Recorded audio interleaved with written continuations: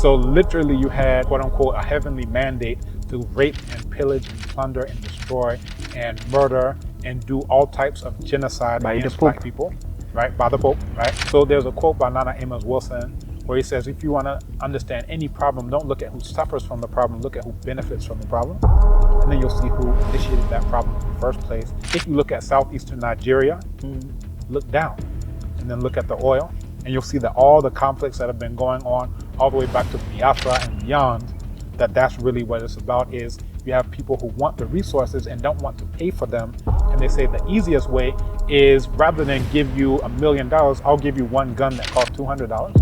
That's a better deal. You'll kill someone who you've been instructed that's your enemy, and then I laugh all the way to the bank when now I get the oil for a fraction, 0.00001% of what I would have had to pay a legitimate government.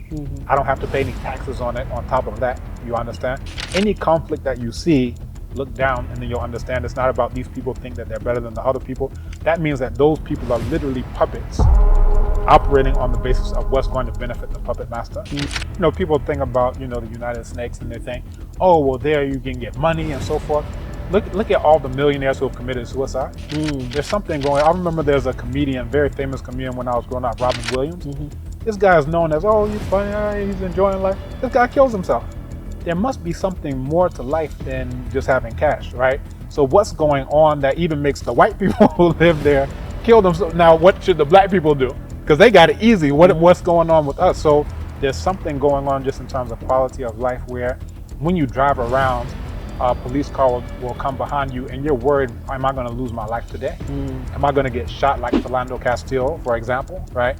Or Ayanna Jones, she's at her grandmother's house, and the police just bust in, they had the wrong house, but then they see black faces, shoot everybody. And people are just like, well, let me just go over there and hope it doesn't happen to me. Maybe I'll get some cash or something. But there's a reason why everybody is coming here, because I always say that whosoever controls the continent controls the entire world, and everybody knows this, except for those of us who are born and raised here oftentimes. Imagine your brother or your sister, I don't know, your siblings, your parents, you're watching as their heads are being roasted right in front of you, as you're being walked for, hundreds, who knows how many miles. Those people who kidnapped those enslaved black people, and they've never been brought to justice. They're still walking around, they're still living off of the gold and the wealth of the kidnapper. If we understood, and that's when people talk about Pan-Africanism, if we understood that we're all one and we're being manipulated, the ones who are doing the raiding and the ones who are being raided are both being manipulated by the ones who actually started it in the first place, and they're on the coast about to laugh all the way to the bank, right? Because they did what was called this, they call it the gun slave cycle. So let's say, for example, I'll go to the Evis and I'll say, here are some guns. You can get them on credit. Just pay me back in those Asante people who are your enemies. Then they'll go to the Asantes and they'll do the exact same thing. All right, here are some guns on credit. Just pay me back in those enemies of yours, the Eves. Oh, and by the way, you better get them before they get you, because they have guns. If you don't get them first. But the ones who are... So they turn each other against... Exactly. They call it divide and conquer, right? They do it to the Bloods and the Crips up to this day, right? These are gangs in the U.S. So when you see diasporans who are coming back, it's very important for us to just put things into perspective in terms of we need to actually get to the point where we understand we're all brothers and sisters. That's when we're not going to be raiding each other. And then, our enemies are laughing all the way to the bank. That's where we're not going to be shooting each other and cutting off each other's hands and doing all the things where they laugh. They literally laugh and say, that hand for a diamond is a good deal. Their heroes are our enemies. So where we have a hero, they'll say, oh, that's an enemy. So someone like Nana Nat Turner is a hero to black people, but that's an enemy to them. If you look at somebody who they'll say, oh, Thomas Jefferson, one of their founding fathers, they're, oh yes, Thomas, they'll shed a tear. We look at that person and say, this is a rapist, right? This is a killer. This is someone who's torturing. And imagine the impact of all of those who are committing rape on the plantations and they've never been brought to justice. What does that do to their bloodline? If you have psychopaths who are in your bloodline, and that just passes on, that just passes on, that just passes on, and you'll wonder how you can get a Donald Trump. I'm back again, Yeah, we did a very, thought-provoking interview, and that you shared your knowledge and, with the audience. Some of them loved what you said. Some also disagreed with you. To some extent that people called you to be part of a cult. And someone even countered that, saying that cult is literally a meaning saying it's secret. You know, so I'm back again. One, to speak. There's there's over 524 people here in Ghana. I mean, diasporans who got their citizenship. So now they are Ghanaians. And looking into it, you are one of the people who brought, if not half of these, you know, African diasporans to Ghana to get their citizenship. So I want us to speak on that subject matter, but also to educate our people on different topics. So, yeah. If people watching now, they don't know who you are, they might have not seen the first video. Briefly introduce yourself and then we dive into it.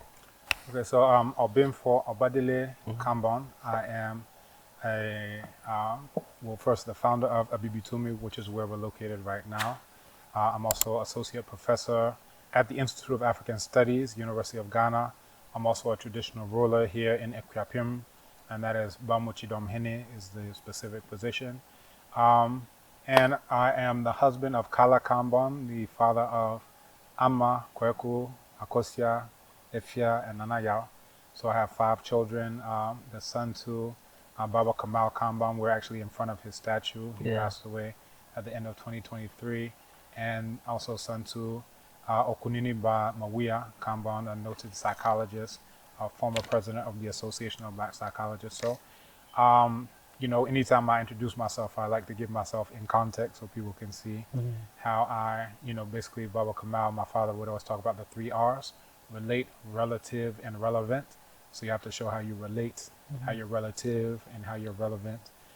So, you know, that's what I can do by way of introduction. In terms of the citizenship, I didn't bring 524. Out of the 524, 13 of them were my clients. However, the origin of it, I can actually say I'm directly responsible for all of those who've gotten citizenship indirectly. And how's that? Very good. So the initiative where the president en masse restores the citizenship of diasporans, it actually started 2015. So Founders Day, myself and several others were called to do, you know, that's of course September 21st. 2015, we were called to Commonwealth Hall, and there was one of the students who had the African Youth Improvement Foundation, Kofi Asante Miraku. And, you know, basically the idea came up after, you know, the presentations, you know, a lot of very Black powerful presentations. It was like, why do we have to wait for a year before we can come and discuss our issues and things that matter to us? And, you know, basically the idea was put forth that, you know, we don't have to wait for an entire year before we can talk about these things. We can actually meet on a monthly basis. So that's what we ended up doing. Initially, we were going to call it the Abibitumi Kasa Lecture Series. One of the other people who spoke on the panel, he had the idea to name it Ministry of the Future. And the idea was that there should be a government ministry that specifically deals with the future. It's interesting, if you look at the United Snakes, they've just launched something they're calling the Department of Government Efficiency, which is Doge, which is the coin, which is Elon Musk's thing. Well, it's basically like an innovative idea in terms of what a ministry can be. And he had actually mentioned that name before. I think it was on TV Africa or something like this. But we decided, all right, let's go ahead and go with that. So we were meeting every month. So of course, September, October, November, so forth. And it was, I remember, the 3rd Sunday of every month. I think it was the 3rd Sunday of every month. And we were doing that, you know, we had presented basically a document saying this is what we intended to do to the Director of African Studies, the Senior Assistant Registrar, and we continue with that up until April. And April, that's when the Senior Assistant Registrar said, oh, I don't know anything about it. So I showed her, you know, the document and so forth. But what was significant about the April meeting is that Okunini, that's Dr. Hamed Maulana, who was one of those who I mentioned, spoke and gave that as an idea for the name. He had a good friend who happened to be the executive secretary to the president, that was Honorable Nikwesi Kwate. And he was invited, you know, he came and sat down. And one thing that came up in the discussion was that, you know, as diasporans, and of course, you know, the meeting wasn't only diasporans, it was those from the continent, you know, students, you know, people from the larger community. It was really a beautiful coming together, you know, in terms of what it was at the time. But, you know, those diasporans who are present, they said, you know, we contribute a lot to Ghana, but we don't, you know, get very much in return. in the sense of, let's say you build $1 million factory. Yeah. Well, you're not a Ghanaian, so all right, your visa has expired, go back home. Interesting. Now Ghanaians can take it over. It's like, who's really going to, establish roots or do things to their utmost when there's really nothing, concrete that connects them, in that type of way. So the executive secretary, he was basically like, yo, Martin. So he took that back to His Excellency John Dramani Mahama, who's back in power now. And of course, that year, 2016, now, he was voted out of office. That was December 7th. But on December 28th, as what basically was his last act in terms of public, and those videos are still online, he put it in his terms, he said, I'm not giving you anything. This is your birthright. I'm restoring what's rightfully yours. I'm restoring your citizenship. So that's how it all got started in terms of, a sitting head of state restoring the citizenship en masse of, diasporans. Now, a lot of people aren't aware of, the first one that took place. I think all of the diasporans who are here and have been there, at least at that time, maybe the new ones don't know, but all of those who have been here, are very aware of that because they did it at the Du Bois Center and it was filled to the brim. You had standing room, only people were packed. And part of it, you had different people who had tried to do different things in the past. You had, those who advocated for a right of abode. You had those who had done various things. But and one of those, I remember Mama Amicus, after we were able to get the citizenship, she brought me a binder, like a huge binder like this thick, that documented all of the things that they did in order to try to get citizenship way back since the 1990s, I think the early 90s. And she was like, this is the end of the road. She's passing it on to me. So that's still in my office at African Studies. She was like, hey, you earned it. Just hold on to this. I'm out. But it was, very, very interesting. So like I said, the diasporans who have been here since that time, they're aware. And we actually called a meeting at African Studies as well. Of course, that's where I work. So we had that space, a respected institution, so forth. So that's where you can get people in the government, from ministers to the presidency to come in. And they respect that this was actually founded by the first, president, prime minister, Kwame Nkrumah. So, long story short, we called all the diasporans together, and a lot of them were like, oh, we tried this before, this isn't going to work. Dr. Maulana, he had done a form basically in Microsoft Word, and people were like, oh, this is never going to work, And then some people were like, what can it hurt, right? So we filled out the form, and there were 28 of us who filled out the form. So we filled out the form, passed it on to the executive secretary, he passed it on to the president, and that's how I got my citizenship back in 2016. So really, in terms of the origin of even this initiative, it goes back that far. So that's why I say indirectly, even, they had people who are like 18. I actually had both the oldest one to get citizenship out of the 524 and the youngest to get citizenship out of the 524, because I remember they had a call, all right, those who are 80 and above stand up. And I had people who are 80 and above. Those who are 18 to 25 stand up. I had people who are 18 there. And the first name that they mentioned was my person who was 80. That's Baba Morgan Moss. So you can see, we have photos of him, shaking hands with the president, representative of the elders, the youth, and then everybody in between should be captured, with that. And I was wondering how it was very well organized, very, very well organized. I was wondering how they're going to do it, because in the past ones, you had all of us going up to shake hands with the president. I'm like, this is going to be over like 2 days from now. Shaking hands with the president, but I thought it was very good how it was represented. And we also have somebody else who was very, very, everybody's significant, but someone else who I think is noteworthy, the sitting president general of the UNIA. Now, some of your, viewers may not know the UNIA, but if you've ever heard the name Marcus Garvey, I say Nana Marcus Garvey, that was his organization. So we have the 10th successor of Nana Marcus Garvey, who is also a Repatriate to Ghana client, who got citizenship through us. And, I felt like that should be something that's even highlighted at the ceremony. But, sometimes those who are organizing don't necessarily, know the significance of every single person who's there. I mentioned it to those, some of those who are in diaspora affairs and so forth, but they weren't able to work that into the program. But just in terms of how monumental that is, imagine if Nana Marcus Garvey was able to get to Liberia and got citizenship and was able to do these things. So the current President General, that's President General Michael Duncan, He has this huge warehouse, 15,000 square feet in New York, where he services over 200 restaurants. He has restaurants himself. In New York, people think about, that's on lock by the foreigners. Black people can't do anything. New York is just too hard. You have a market to break into. So the fact that, all of these UNIA members are doing something that monumental, he wants to do that exact same thing in Ghana and has already acquired land here to do so. Interesting. So think about the jobs that's going to get. Now, would he be able to do something on that level if he's worried about his visa is about to expire? All right, he's just here as a tourist. Now he has to go back, and then maybe he can come back later. Like you see that there are different things that you can do once you're able to make that impact. So for me, I'm very proud in terms of the work that we've been doing with Repatriate to Ghana. And there was something that the colleague who I mentioned before, Okunini Hamed Maulana, said that I thought was very poignant. He said that my citizenship is meaningless unless it's tied up with the citizenship of all of those in the diaspora. And, of course, that's, parallel to Nana Kwame Nkrumah's, statement, where he says our independence is meaningless unless it's tied up. So I thought that was very powerful because for me, I could have said, well, I got it in 2016.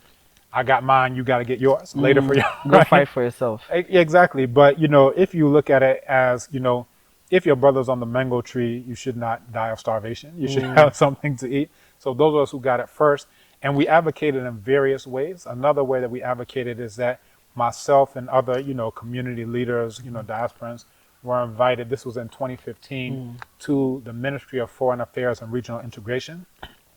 And it was to review this forthcoming diaspora engagement policy. Now, we read through the diaspora engagement policy, and, a lot of us were just like scratching our heads because there was nothing about the actual diaspora. When you think about diaspora, they were only talking about like Ghanaians who have traveled, Ghanaians who have lived abroad and maybe their children, and that was basically it. The only thing in terms of like the historical diaspora, which is all 524 who just got their citizenship restored, was, you can come for Emancipation Day and Pan-Africanism and get in touch with your roots. And a lot of us was like, that's not really what we're looking for. We're looking for citizenship. We're looking for our children to come here and not have to worry about going back and having a knee placed on their neck or Donald Trump coming up and, smacking people and cussing them out and, like all types of atrocities that go on, that we should actually have, a safe haven, a refuge where we can actually live and grow and have a better quality of life. People think about, the United Snakes and they think, oh, well, there you can get money and so forth. Look at all the millionaires who have committed suicide. There's something going on. I remember there's a comedian, very famous comedian when I was growing up, Robin Williams. This guy is known as, he's funny, he's enjoying life. This guy kills himself. There must be something more to life than just having cash, right? So what's going on that even makes the white people who live there kill themselves? Now, what should the black people do? Because they got it easy. What's going on with us? So there's something going on just in terms of quality of life where when you drive around, a police car will come behind you and you're worried, am I going to lose my life today? Am I going to get shot like Philando Castile, for example, right?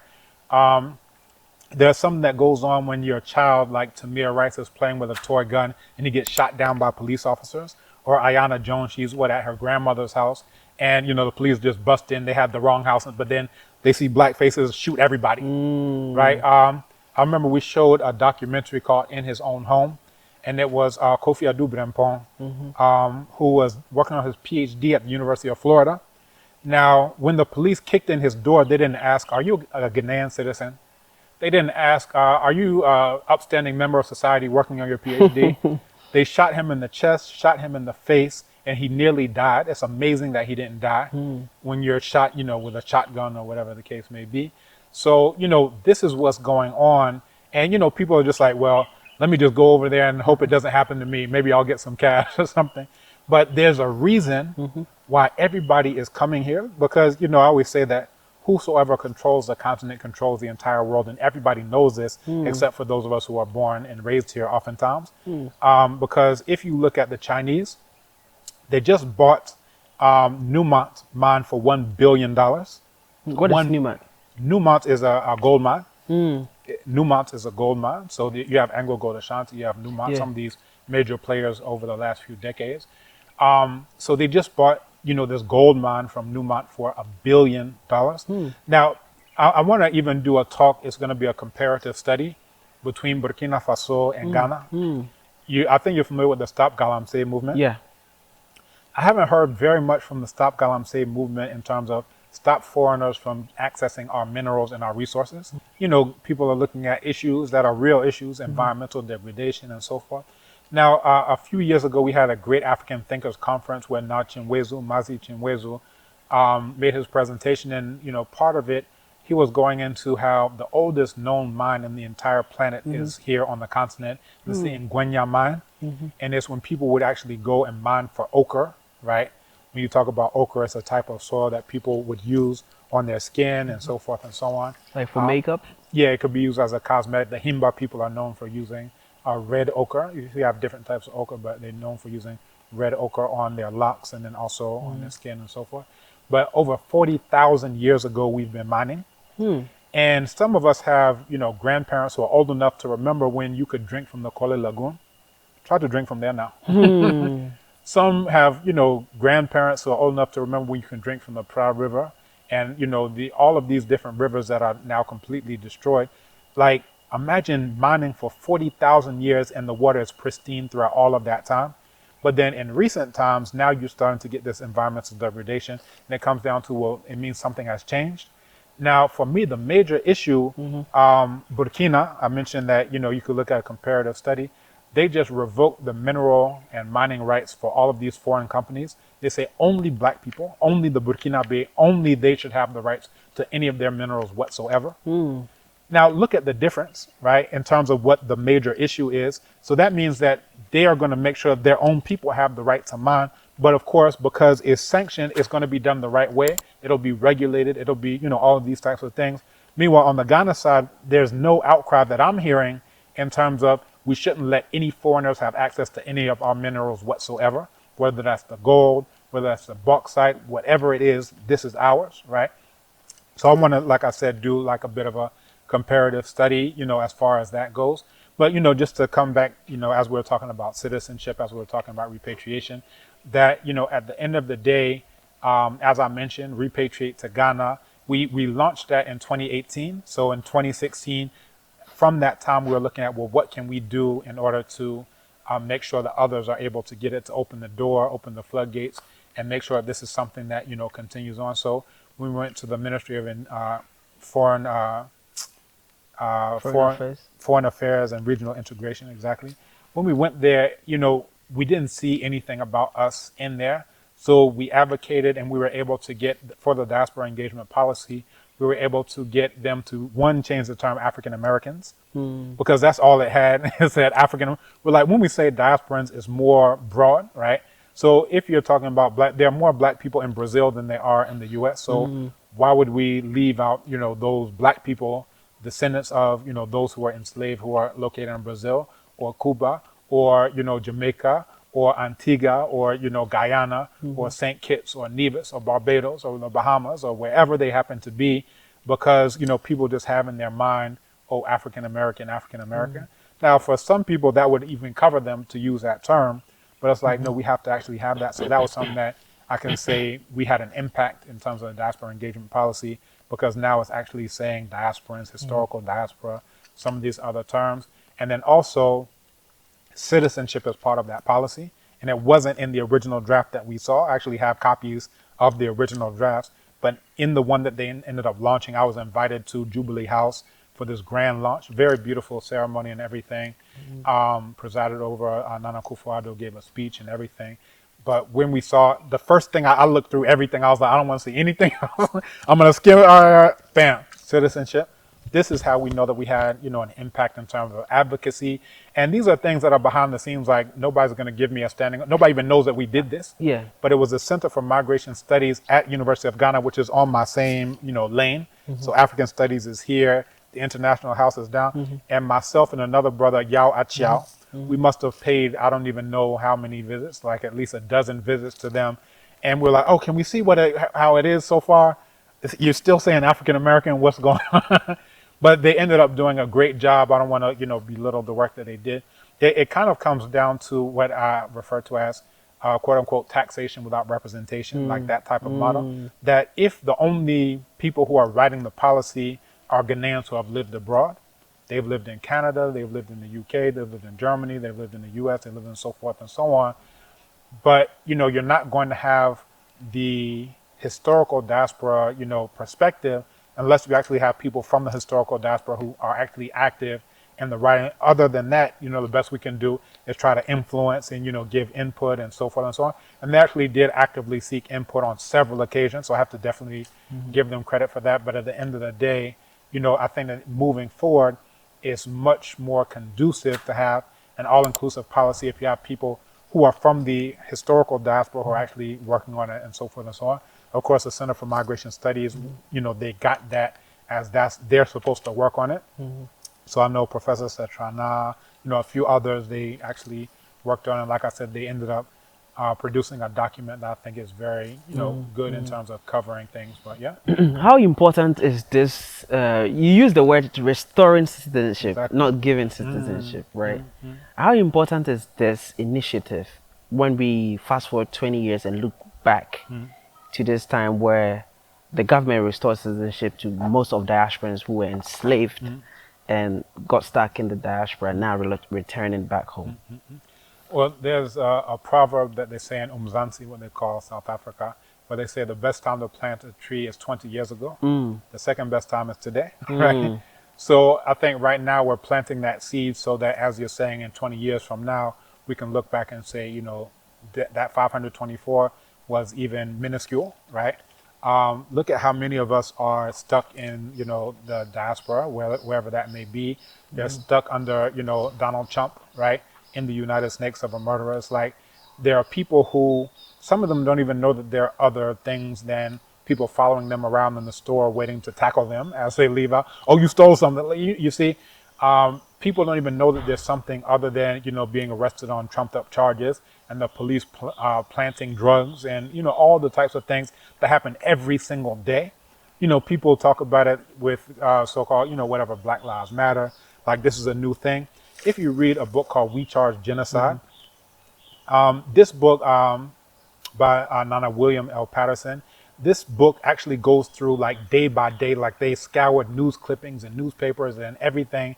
And it'll say like, on June 11th, this black person was lynched in Louisville, Kentucky. On June 12th, this person was, shot, so it's basically documenting atrocities to the scale of what you would imagine like a news feed on social media is doing, like day after day after day after day, all throughout the entire country.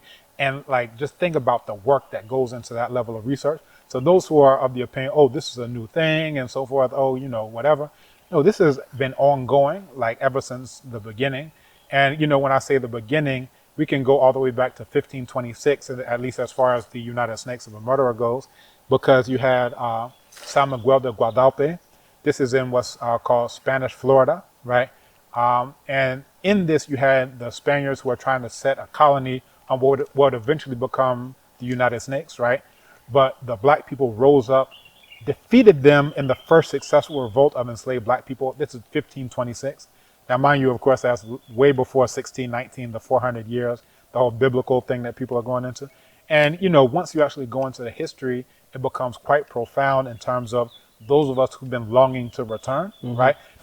Just the fact that they were able to stage this successful revolt and drive the Spaniards off, this means that people aren't comfortable. People aren't happy with being enslaved and, they're playing fiddles on the plantation. No, that's not what it's about. Ever since we got there, we've been fighting, right? Fighting to get back home, fighting against our enslavers. And there are just so many names that we can mention as far as that goes. But, just this idea of repatriation.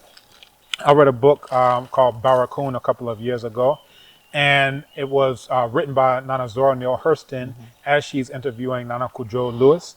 And he talks about, what it was like to be kidnapped, right? And Ghana, like, say, oh, we sold people, we sold you.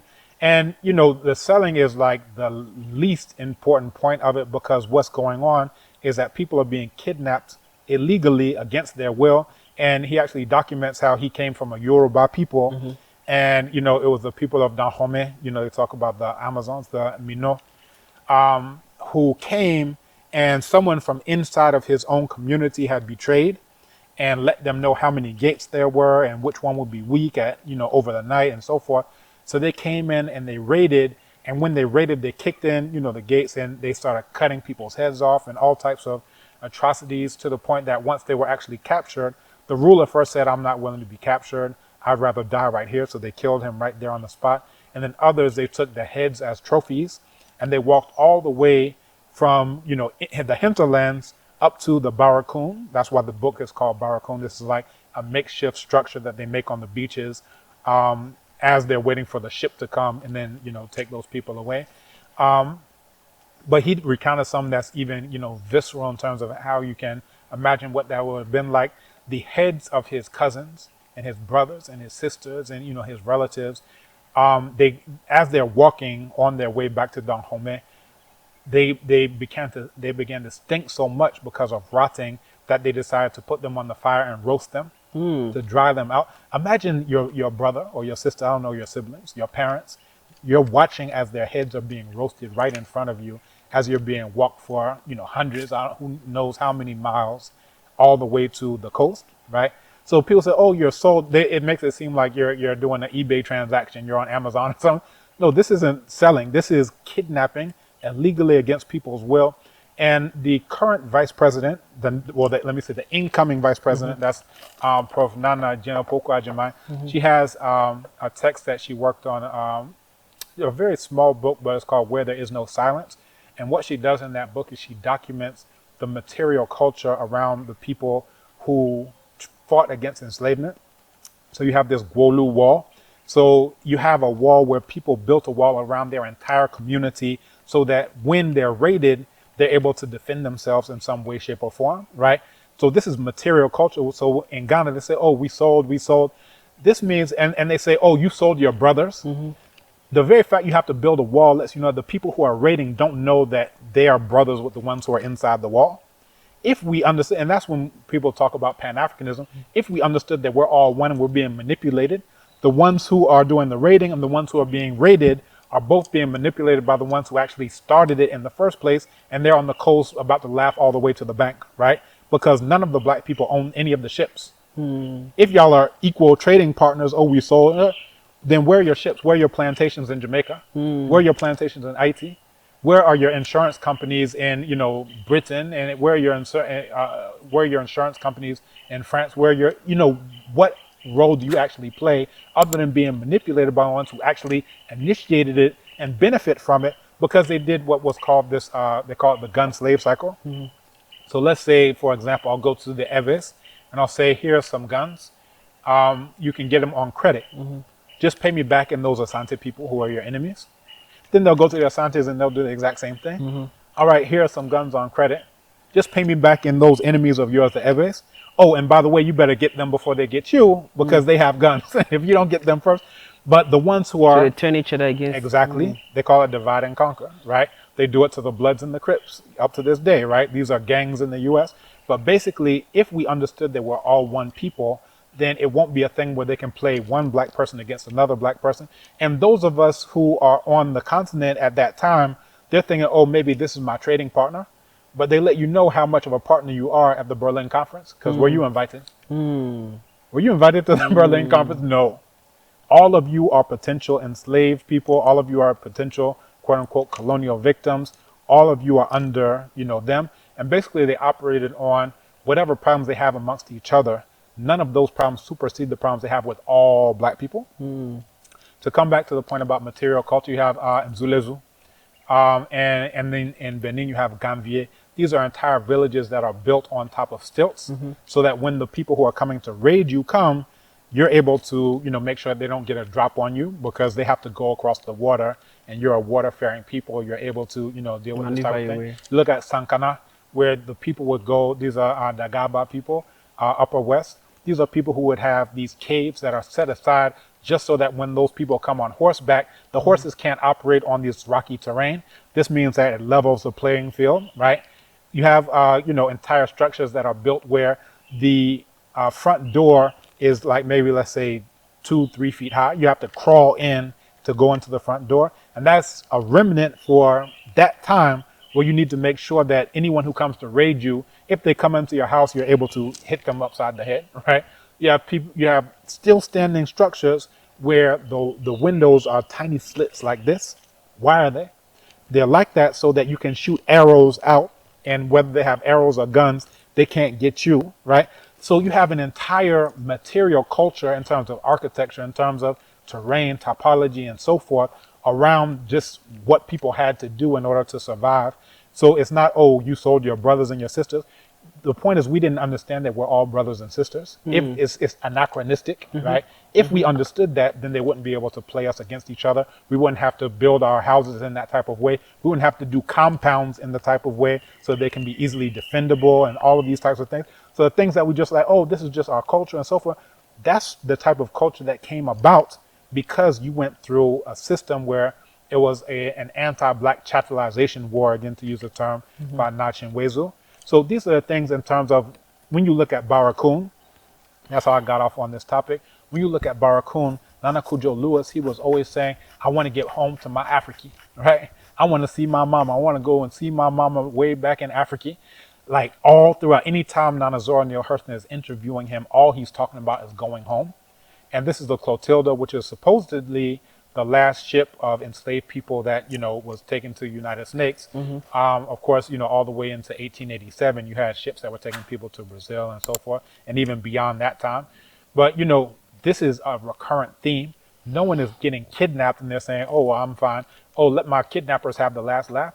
And this is something that, you know, I guess is a touchy subject, but is worth mentioning, is that you have those people who kidnapped those enslaved black people, and they've never been brought to justice. They're still walking around. They're still living off of the gold and the wealth of the kidnapping.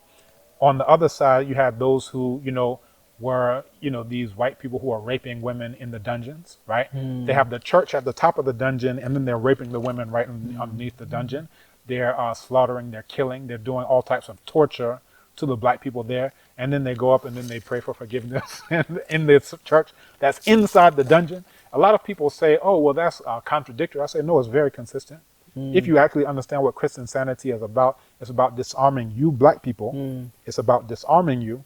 And then once they've disarmed you with, oh, everyone love each other and so forth, now they say, now these are already victims, right? And then it also gets them into a mindset of, oh, I'm saved. All those other people are heathens and savages, so let me go enslave them. And there was actually Dum Diversus. It's a papal bull coming from the Pope that ordered all of these, you know, so-called Christians and so forth to reduce to servitude all infidels. That's you, right? So literally you had, you know, quote unquote, a heavenly mandate to rape and pillage and plunder and destroy and murder and do all types of genocide against black people, right? By the Pope, right? So, you know, these are just things that I find that people aren't aware of, because they'll say, why are you trying to come back? Why are you trying to come back? Why would you allow the people who kidnapped you to get the last laugh? Imagine Nana Kujo Lewis. He's talking about, I want to see my mother. His mother didn't enslave him. His mother didn't let him go. They were the victims of a raid of people who didn't know that we're all one people. You know, so I think that this is something that people have to really understand. And another thing that often comes up is what I call the Liberia scapegoat issue. Now, what is the Liberia scapegoat issue? This is where people say, oh, well, the issue in Liberia, there was a war in Liberia that spilled, you know, Sierra Leone and so forth. And they'll say, oh, the issue with that is that there were diasporans who came and they thought they were better than the people there, and that's where the whole war came about. I say this is almost a childlike understanding of history and what's going on. Because if you actually understand what went on in Sierra Leone and Liberia, you have to look down and then look at the diamonds and then look at the role of France, specifically Houphouët-Boigny, where he actually had Charles Taylor stationed out of La Côte d'Ivoire, where he was able to do training and so forth and so on with funding from diamond cartels. So you have to look at the role of De Beers. People hear Blood Diamond. They even did a movie about Blood Diamond. But if you don't understand that the blood diamond is the reason why there's a war in the first place, and the reason why I mention this is that there's a common denominator with all conflicts that you see on the continent. So Hutus and Tutsis, where are the diasporans amongst the Hutus and Tutsis? Where are they? If we're looking for a scapegoat and say, oh, diasporans just think that they're better than other people, blah, blah, blah, then where are the diasporans there? If you look at the war in Eastern Congo that's killed over 10 million people for coltan, where are the diasporans there? What's the common denominator? Look down and then you'll understand. So there's a quote by Nana Amos Wilson where he says, if you want to understand any problem, don't look at who suffers from the problem, look at who benefits from the problem. And then you'll see who initiated that problem in the first place. And then again, that's exactly what's going on in Eastern Congo with the coltan. If you look at southeastern Nigeria, look down and then look at the oil, and you'll see that all the conflicts that have been going on all the way back to Biafra and beyond, that's really what it's about. Is you have people who want the resources and don't want to pay for them. And they say the easiest way is, rather than give you $1 million, I'll give you one gun that costs $200. That's a better deal. Because you kill yourself and leave the oil for him to take it for free. You'll kill someone who you've been instructed that's your enemy. And then I laugh all the way to the bank when now I get the oil for a fraction, 0.00001% of what I would have had to pay a legitimate government. I don't have to pay any taxes on it on top of that. You understand? If you want to understand, they talk about the Sahel, the Maghreb, all this unrest of rebels. You have to understand the role of France and France's uranium interests in northwestern Niger before you can understand what's going on with the Tuaregs. And is it Al-Qaeda? Is it this? Is it that? If you don't understand, look down, then you'll understand every single conflict here on the continent. If you want to understand Darfur, that's also oil. Any conflict that you see, look down, and then you'll understand it's not about these people think that they're better than the other people. That means that those people are literally puppets operating on the basis of what's going to benefit the puppet master. So that's something that we can also say. The common denominator isn't diasporans who are just bad or blah, blah, blah. Not to say, they say the Tutsis thought they were better than the Hutus and so forth and so on. Like, all of those things are either where there's no problem, they'll create a problem, or anywhere there's a problem, they'll exacerbate the problem. You understand? And that's actually what's going on there. So when you see diasporans who are coming back, it's very important for us to just put things into perspective in terms of we need to actually get to the point where we understand we're all brothers and sisters. That's when we're not going to be raiding each other. And then, our enemies are laughing all the way to the bank. That's where we're not going to be shooting each other and cutting off each other's hands and doing all the things where they laugh. They literally laugh and say, that hand for a diamond is a good deal. Let's dive in a little bit before. I've seen your father's statue behind you. There's an event that you did to honor his name and whatnot. Let's speak about that a little bit and how the whole thing turned out. Very good.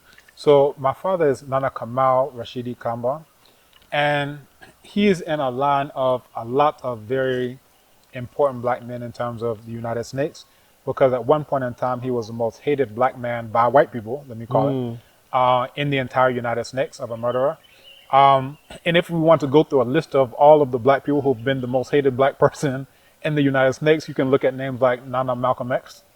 You can look at names like Nana Khalid Abdul Muhammad. You can look at names like Nana Marcus Garvey. You can look at names like Nana Huey P. Newton. You can look at names like Nana Fred Hampton. You can look at names like Nana David Walker. My father's in very good company.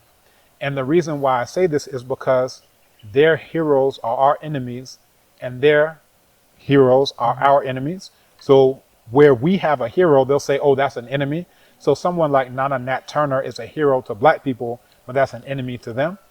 If you look at somebody who they'll say, oh, Thomas Jefferson, one of their founding fathers, they'll, oh, yes, Thomas, they'll shed a tear. We look at that person and say, this is a rapist, right? This is a killer. This is someone who's torturing. And imagine the impact of all of those who are committing rape on the plantations and they've never been brought to justice. What does that do to their bloodline? If you have psychopaths who are in your bloodline and that just passes on, that just passes on, that just passes on, and you'll wonder how you can get a Donald Trump, right? Or Donald Trump, as I prefer. It's like, how can this happen? Well, look at your bloodline. You're coming from rapists. You're coming from murderers. You're coming from torturers and killers and so forth. And they wonder why they have so many serial killers. Well, I'm pretty sure that those serial killers were doing serial killing before. They were just doing it to black people on plantations, and it was sanctioned by law, right? But what happens when you have a psychopathic racial personality, as Nana Bobby Wright called it? You have a psychopathic racial personality, and there's nothing that's done to stop that. There's still white people, quote unquote white people, in the United States right now who have the phalluses of black people in their attic as a family heirloom. What is that? A phallus is a penis. Because what they would do is, at a lynching, they would burn the person alive and then they would start taking trophies. And one of the main trophies they wanted was the penis of a black man. And they literally pass this down as an heirloom across time. And you can look at a book, if you're interested, called Without Sanctuary, or just look it up. You'll see images of all these lynchings. And at the lynchings, you'll see where they cut the black person up into pieces. You'll see where they burned him alive. And then everyone took a souvenir from what was left out of the coal, right? The charcoal. So these are the types of things that are going on. And then when you see, you know, these rabid racists right now who elected Donald Trump, all these ones who are smiling at you, oh yes, liberal and so forth. Well, how did you get Donald Trump elected? Well, it was just, you know, with this exact type of thing. You have a psychopathic racial personality that's been transcended across generations. But, you know, just to come back, if we're actually looking at, you know, the event that we organized, it was the Abibitumi Conference and the Abibi Fahudia Festival. Now, the Abibitumi Conference is a place where black people exclusively can come around and we can think about what we need to do to solve our problems in general and the number one problem on the planet Earth, which, as my father correctly identified, is quote-unquote white people. And then the Abibi Fahudia Festival is held on the other side, and that is a space where children can run around and they don't have to worry about being shot down by white police officers, right? So this is like the duality, is that this side is where we actually work through those solutions and the implementation of those solutions, and we actually share best practices. So we have people who are presenting about the work that they're doing in agriculture, those who are presenting about the work they're doing in sustainable energy, those who are presenting about what they're doing in 3D printing, things that they're doing in just all aspects of what they're doing, right? Those who have innovations, those who are dealing with healthcare, natural health, so forth. So we're working through those solutions and sharing them. Oh, this is how we worked it out. And then those who are coming from Benin, they take that idea back and then they start to implement it where they are. Those who are coming from Burkina Faso, they take that idea back, and then you can see the impact on the Burkinabe right now. So all of those, you know, types of sharing of ideas is very important. And then the Abibi Fahudia Festival is for us to get a view of what it looks like on the other side of liberation, right? You have to envision it. So our theme was Black Power Vision to Reality. So we have all these children who are coming around, they're seeing nothing but black faces. They're seeing black people who are living, you know, in harmony. They're enjoying, they're doing trade. You know, you have people who are vending, you have people who are coming, you know, doing all types of positive things, right? We had a concert. We had an awards ceremony for Zakisha Brown. She has a song called We Got the Power. And her very first outdooring of that song was at the Abibitumi conference. And she got a cash award for this amazing song. So any of your viewers who haven't heard it, you can look up We Got the Power by Zakisha Brown. Amazing song. We had an award ceremony where we had the director of Diaspora Affairs, that's Honorable Akwesi Ababiu. He got an award. We had the Okriapin Hene, that's the ruler of all of Ekwapen, which is where we're located. He also got an award. We had those like, you know, Jamrock. They have a restaurant where they always do great educational programs. They call it Reasoning with Seasoning. And the Emancipendence, you know, celebrations that they do every year. We have those like Kashan and Siobhan Myers, who have a huge, amazing institute, the Kweku Ando Sustainability Institute. We had, you know, Dr. Makeda Mohammed, who's been doing so much in education here in Ghana. Just so many, Brother Akili, just so many who, you know, got awards and so forth, because the idea is that we need to recognize those. And then we also had the main award for my mother, the past president of the Association of Black Psychologists, who's been working on how we can get our minds right as Black people so that we can actually implement these ideas on the ground. So, you know, in terms of lifetime achievement, that's what it's all about. We had Honorable Nikwesi Kwate, who I mentioned was the executive secretary to the president. He ended up becoming the deputy chair of the AU, and he's been doing amazing work, you know, for the diaspora, even in terms of initiating what has now become this huge craze around Ghanaian citizenship with 524. That all started with him going to President Mahama with that, you know, petition of, you know, we give a lot to Ghana. And even just look at the year of return, if you want to quantify it. You know, I've seen estimates of over $2 billion that was pumped into Ghana's economy just with the year of return. Mainly people who are coming from the diaspora, who are looking into Ghana, celebrities who are now coming to Ghana, those who are looking into, you know, how can I get land in Ghana? Those who are, others who are just looking to escape from Donald Trump, right? So, you know, all of those things are coming, and people don't even hear the name Nikwesi Kwate when they're talking about citizenship. They don't hear the name of, you know, Dr. Hamid Maulana when we talk about citizenship. They don't even know my role where it comes to citizenship. and, you know, just some of these pioneers. But for me, it's not necessarily about aggrandizement. It's just about, you know, the historical record and how did this even get started in the first place? Who played a role, and how can we honor these people for the things that they've done that have gotten us to a place where now you have youth, we have elders. The oldest person that's, I mentioned his name, Baba Morgan Moss. He actually ran for mayor of Rayville, Louisiana at one point in time. He's saying he wants to go back and do his PhD at University of Ghana in public administration. 81 years old, but he's about to go and do his PhD. He's about to get started on a PhD because now that he's a Ghana citizen, he can actually get, you know, good, you know, rates in terms of tuition and so forth and so on that he wouldn't have gotten if, oh, you're a foreigner. Well, imagine this, and we talk about this where it comes to the dungeons. They call it castles, is really the dungeons. It's like, imagine that the person, the descendant of the person who enslaved you and the one who was enslaved, when you go into the dungeon, you pay the exact same amount. You want to talk about injustice, right? To even honor and commune with your own grandcestors. That's a term that my father came up with. Imagine to commune with your own grandcestors, you have to pay the exact same amount. You're standing behind, in line with the exact same descendant of the one who enslaved you, who owns the plane because of the money that he got from enslaving your grandcestors. Look at the injustice behind that.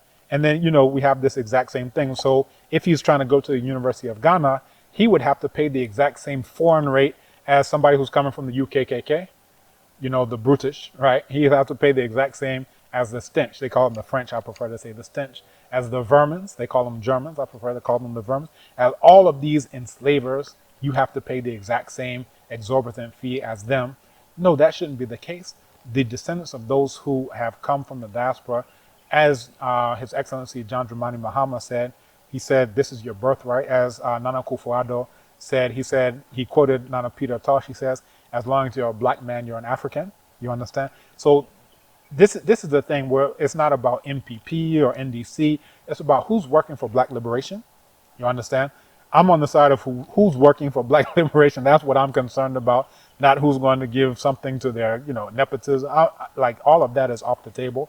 We really need to work for how can we get somebody like the President General of the UNIA, that warehouse, that 25,000 square foot warehouse that he wants to build here in Ghana. Look at how many jobs that's going to create. People, Ghanaians, are going to be managers, whether that's someone who's born in Ghana, whether that's somebody who just got their citizenship, and they're going to be interacting. How do I know this? Because he already has that going on in New York. He has people from Senegal who are working there. He has people from the Caribbean, people from the United States, people from all over who are working in concert under the red, black, and green flag that was first unfurled by Nana Marcus Garvey in 1920 at the UNIA convention. That's powerful. For that same type of thing to happen here in Ghana, that's very, very powerful. So, you know, that's what the conference is all about, is bringing together. And we've actually established Abibitumi headquarters as the first official UNIA embassy here on the continent. So this means anyone who is in the UNIA, and again, that's Nana Marcus Garvey's organization, if you've ever heard that name. If you haven't, look him up. If you have, then you know how significant and important that is. This means anyone who's in the UNIA who's looking for advocacy, like how we did for the diaspora engagement policy, who's looking for assistance with citizenship, with land acquisition, with whatever it may be, with housing, all of these types of things, that they're able to do it in an actual physical structure that is there for them. And that is Abibitumi headquarters, which is also now operating as the official embassy of the UNIA. That's very, very powerful. So that's the type of meeting of the minds. That's the type of ideas that come out at the Abibitumi conference. Those are the types of things that we get a vision of what the future looks like at the Abibi Fahodie Festival. And my father, Nana Kamal, Rashidi Kamban, we've coined the term Nana Abibi Fahodie. Those who speak Tree will understand Abibi Fahodie. You know Fahodie. Some will say Ahofedie. It's the same thing. Just, you know, you have dialect differences and so forth. But it's talking about what we can translate into English as black liberation, right? So we call him Nana Abibi Fahodie because he lived every single day of his life working towards black liberation. And that's in every area, because he says, you know, it's not enough to have things covered in one single area. Okay, I'm good at economics, but, you know, I have a pot belly. All right, well, what's going on with your health? Or, yeah, I'm fit, you know, so forth, but you give all your money to Bentley. It's like, well, what's going on? It's like, if we're really serious about black liberation, it means that we have to get things together where it comes to education, where it comes to economics, where it comes to politics, where it comes to social, where it comes to health, where it comes to, culture, all areas of human activity, we have to have it together. And that is one of the contributions, the thought contributions, because at the conference, we actually organize the panels on that basis. People who are submitting abstracts, we're organizing how they're going to present on the basis of the specific areas in which we need to work for Black liberation. So, these are some of the things that are going on, but we have the beautiful statue of Nana Abibitumi. We had Atebina, for those who are interested in having a statue done. And what's significant is that, a few years ago, we had a campaign that I was one of the leaders of, the Gandhi Must Fall campaign. And this is a statue of Mohandas Karamchand Gandhi that was unveiled at the University of Ghana. And what I realized, like I drove by, I was like, oh, who's this a statue of? Oh, this is racist Gandhi. I don't believe that they put this statue up. So what I did is I sent out about 52 of his most racist quotes to the UG staff mailing list. This is all staff who are at the University of Ghana. And it ignited just a firestorm. People said, oh, I thought he was a great person. Oh, I thought he loved Black people and so forth. And I said, all you have to do is just read a 100-volume series. It's called The Collected Works of Gandhi. And you will read all of what he wrote in Hindi, in Gujarati, in English, in newspaper columns, and letters that he sent, and so forth and so on. And beyond just the racist quotes and things that he said about Black people, for example, he said Black people are, they live like animals and are 1 degree removed from animals. He called us savages. He called us half heathens. He called us, Kafirs. That's a term that people in Umzansi, South Africa, will understand very well. Is punishable by law. Even under the apartheid government, it was punishable by law to call someone a Kafir, right? Etymologically, it comes from like the word for an unbeliever, coming from Arabic, but it has a different meaning. Like you can look at the N word in the U.S. that etymologically comes from Latin, but it means something else if you call somebody Black, that word. But he was calling us that like he thought it was our names, right? And people say, oh, well, it didn't mean anything bad back then. And so what about savage? What about animal? What about 1 degree removed from an animal? And he would always complain about the Kafirs who were being dumped down into the Indian section of town. So for me, it didn't make very much sense that he didn't want to be around Black people in life. So why is he around all these Black people here at the university with the statue up? So we were able to get that statue removed from the university campus, and it was put onto the campus of a place where India actually funded, right? You have this Kofi Annan Center for ICT and so forth. But basically they're like, well, we bought this, so we own this part of Ghana. So no Ghanaians can have any say-so in where we put the statue of this racist anti-Black person. But beyond what he said, some of his actions included the segregation of the Durban Post and Telegraph offices, the segregation of lavatories. So once he started advocating for upper caste Hindus, he wasn't even advocating for lower caste Hindus, only upper caste Hindus, they, put him in prison. And he said he shouldn't have to sit on the same toilet as the Kafirs, the savages, the natives. To even have an N on his outfit, his uniform, his prison uniform, he said he would rather die than be classed among the Kafirs, the natives, right? But now this is our great guy, right? And I did an article, it was responding to Ram Guha. He's considered to be one of, if not the foremost Gandhi scholar in India, right? And he said, oh, by the time he was in his mid-30s, he changed. So I said, okay, let's look at his collected writings and see what he wrote about Black people when he was 36, 37, 38, 39, 40, 41, 42. The most racist things that you can imagine anyone can say is way past the time where, oh, he supposedly changed. And all the way up to the time that he was about to go back to India, he was saying, oh, they think that we want the Kafirs to join the strike. Oh, no, we don't want these Kafirs to join us in the strike. And then he turned his attention to going back to India, where he disenfranchised the Dalits, where Nana Ambedkar called him the worst enemy that the Dalits have ever had. You understand? These are the untouchables, right? So he just turned his attention from the Black people, the natives, the savages, and so forth, to now let's disenfranchise the Dalits, where they had the opportunity to get separate electorates and the double vote. And when people have seen the movie, they see, oh, he was going to fast, right? He's known for, these fasts unto the death. That was to disenfranchise the Dalits, that if he died, then he realized that all the Hindus are going to go and kill all the Dalits wholesale. in a program like they normally do, these massacres, these huge scale massacres. And that's exactly what, was going to happen. So he said, oh, I'll fast unto the death to force Ambedkar to sign off that, okay, there's going to be no special electorate. There's going to be no double vote for the Dalits, that they just have to suffer under the Hindus like they've always suffered under the Hindus. So, these are just some of the things that I realized, that if people don't know better, they can't do better. But there's a quote by Nana Kwa David Whitaker, as popularized by Nana Runoko Rashidi. He says, what we do for ourselves depends on what we think of ourselves. What we think of ourselves depends on what we know of ourselves, and what we know of ourselves depends on what we have been told. As I say, about ourselves. So we have to get to how much do we really know about it. Like even the things that I'm sharing, I'm sure a lot of your viewers are not aware of, a lot of these things. But, for us, that's one thing where we're taking down a statue of an enemy of black people.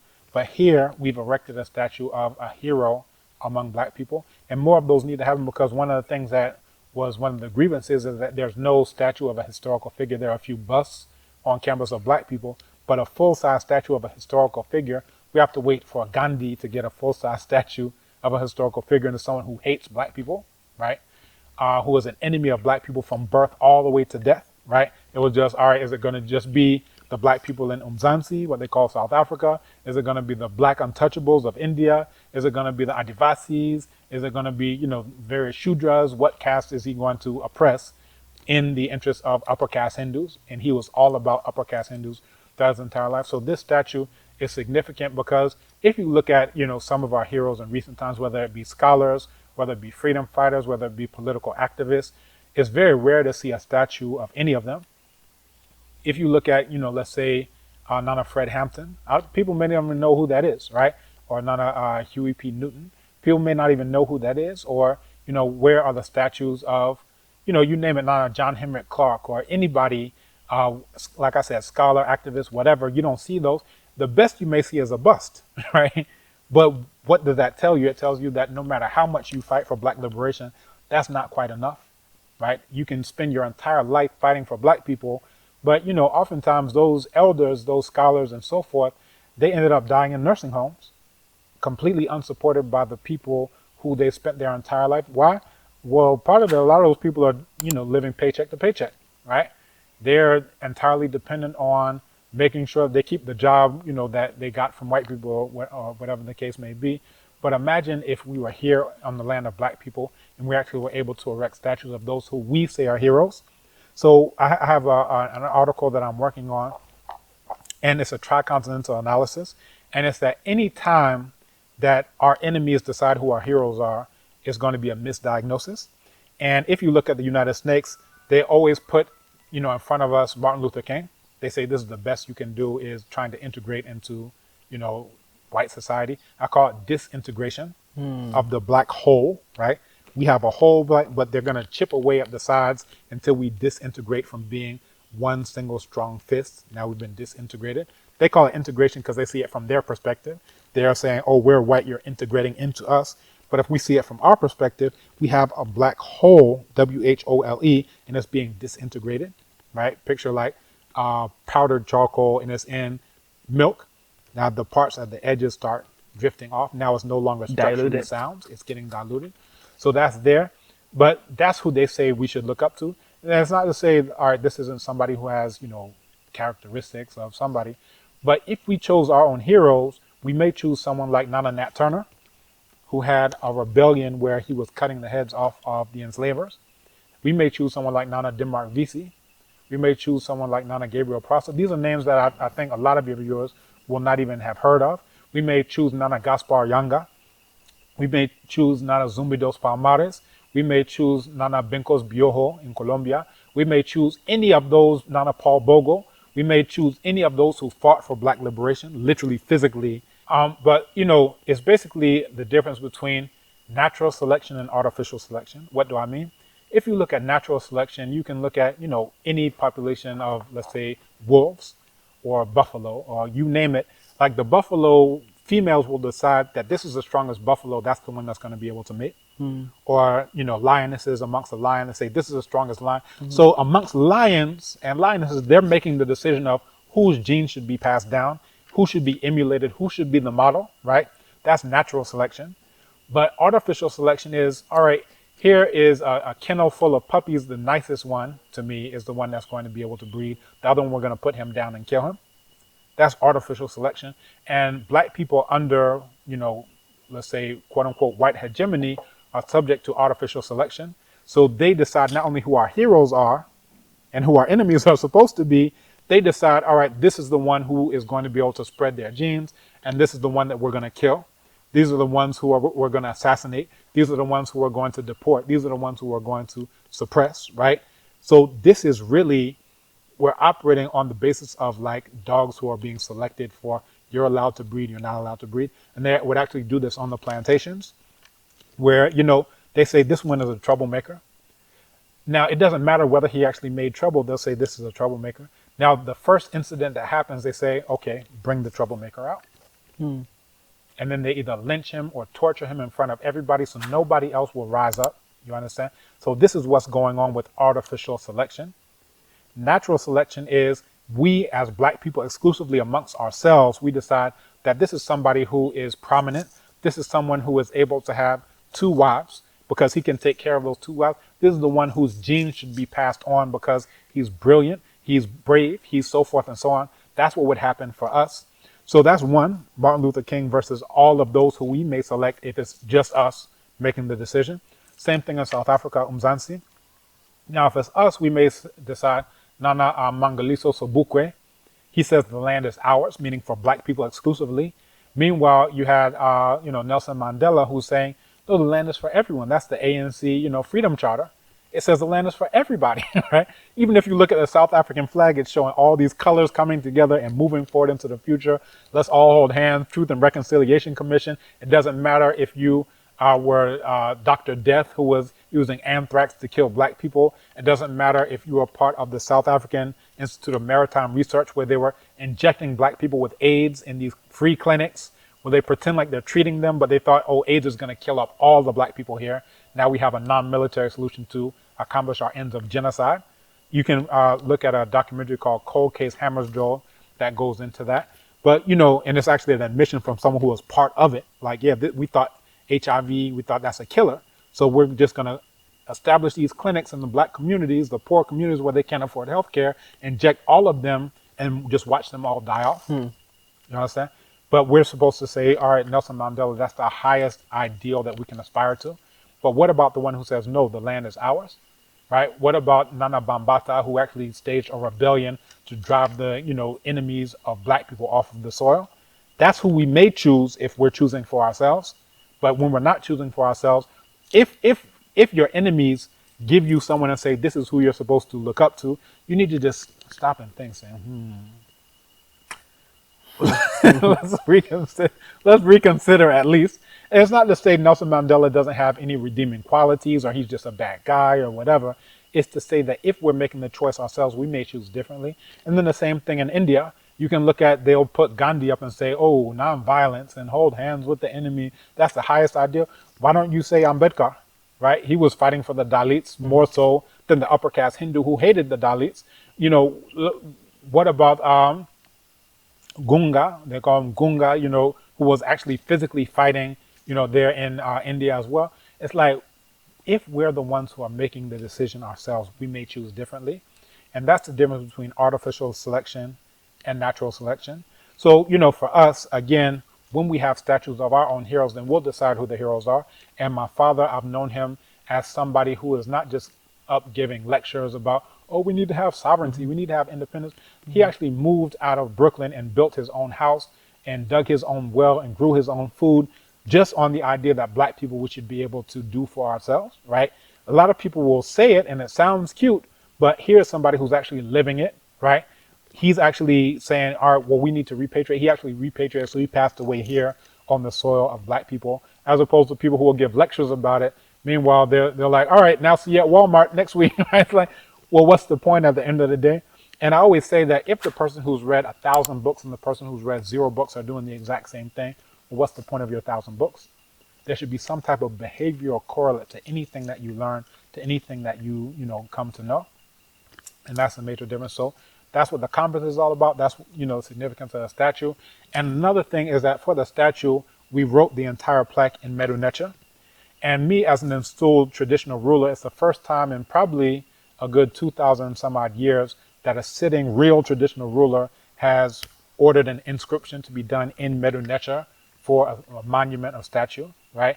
So, these are things coming full circle, right? In Medu Neter, which is a writing system, Rowan Kemet, they would say something along the lines of Paharpu Ankh, which is Abrabo Yankobisi, which is life is a cycle.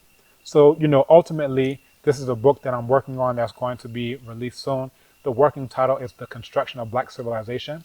And it looks like Kemet, which actually translates to the land of black people, and all of the policies written down that we had, as long as we said this is the land of black people, we kept non-blacks out of that land, Kemet is strong. As soon as we start to allow non-blacks into the land, whether that be the Hakau Hasut, who they call the Hyksos, or the Persians, or the Assyrians, or the Greeks studied. If people are interested, they can read a book called Stolen Legacy by Nana George G.M. James. But as soon as we started to allow them to come in, the Greeks came to study, but then they ended up being the conquerors who, lead to the end of the civilization. So what's really going on? This is the really significant thing about Kemet. People think about Kemet and say, oh, it's about doing yoga and, whatever. Or people look at Kemet and say, oh, we had past glory and, whatever. Now I have good self-esteem. Now I can go work for white people even stronger than I was before. I'm glad I took that tour to Egypt, right? It's like, that's not the point. The point is, what are the real lessons? And in the text, I'm going through around 13, 14 primary source documents of every single time we built walls to keep non-blacks out of the land of black people. Every single time that they came in and we drove them out of the land of black people. Every time that we had military campaigns and so forth. And, let me not say every time, it's some of the highlights of that, whether that's the autobiography of Imahu Weni, whether that's the prophecy of Nefertiti, whether that's the admonitions of Ipuwer, all of these different texts that mention the walls that we built to keep them out. And, that's the thing, the reason why they are always trying to get us to say ancient Egypt rather than Kemet. Because as soon as you say Kemet, they're like, well, what does that mean? It means the exact same thing as Abibitumi, the land of black people. Well, why are these people calling it the land of black people? And more so, what were they doing on the basis of saying that this is the land of black people? And this is actually exposing them to the primary source documents of what we were doing when we were calling ourselves black people, Kemetiu, and we're calling this the land of black people. So basically, when I talk about, life as a cycle, you have this Kemetiu consciousness, this consciousness of where black people going full circle, because we've had that being submerged like a sunset, but then we had it rise again. The first time that I'm aware of that consciousness was in classical Kemet. And you can see all of these primary source documents about what we did as long as we saw ourselves that way. But you have people who are completely independently coming to the exact same conclusion, like Nana Paul Bogle in Jamaica. When he led his rebellion, he was saying, cleave to the black. Now, I'm sure he didn't read any of these texts or documents from classical Kemet. He's just an intelligent black person. And what I found is that anytime black people are surrounded by non-black enemies, we start to come together on the basis of being black. Same thing in Haiti. You had in the 1804 Constitution of Nana Jean-Jacques Dessalines, we're saying that all of those who are here are black people, right? So before, people were calling themselves Fon and Yoruba and Ekiti and whatever we were calling ourselves. But he's like, no, all of that is off the table. We have common non-black enemies. Those of us are black people and we should be classified as such. I'm sure he wasn't reading texts from classical Kemet in Medu Neter in 1804, right? But he came to that exact same conclusion. You have the Black Power movement. I'm sure they weren't exposed to those texts that are going to be, revealed in this book that I'm writing, The Construction of Black Civilization, but they came to the exact same thing. Black power, right? Not, let's just hold hands with enemies power. No, black power. And you find this time and time again, independently. And one of the points that I'm making is that, you have this idea of convergent evolution. What is that? You can look at ichthyosaurs. This is a type of reptile that when it's in the ocean, it gets the same type of body plan as a dolphin, right? It looks like a dolphin, right? So how does that happen? Because they're in the same environment, and that environment lends itself to having a streamlined body to be able to move through the water, right? Now, the ichthyosaurs don't have to consult with dolphins, and dolphins don't have to consult with ichthyosaurs in terms of what's a good body plan for moving through water. Now, dolphins are mammals. Whales are mammals, and they don't have to consult with reptiles to see what's a good streamlined body type that's going to help me move through the water. And then you have fish like sharks, right? So all of these are different types of creatures, but all of them because they're in the same context, they end up coming up with the same type of body plan over the course of millions and millions of years. You find the exact same thing with what I'm referring to as Kemetiu consciousness, is black consciousness. You have Nana Steve Biko. He wasn't reading these texts in Medu Neter, but he again came to this idea of black consciousness. You understand? And, you know, this is like independent of anybody else. He's coming up with the same type of idea. And for me, that's very profound. So I even deal with this ethological, social parallel, that you have all of these types of creatures who are coming together on the basis of shared ancestry and shared genotype, phenotype, and then shared descendants, right? So, for example, dolphins come together in a pod. Now, one dolphin doesn't need to go and say, all right, what are lions doing? Oh, they have prides. You know, we need to replicate that. They say we have common ancestry. We all come from dolphins. We have common descent. This means we give birth to dolphins. This means we have common interests. We're going to come together on the basis of being dolphins, on the basis of our shared interests. That black people also came to that exact same conclusion multiple times. And that's what I'm referring to as that type of convergent evolution. Again, like I said, lions come together on the basis of shared ancestry and shared descent. That leads to shared interests. You have, you know, birds that do the exact same thing when you look at flocks, right?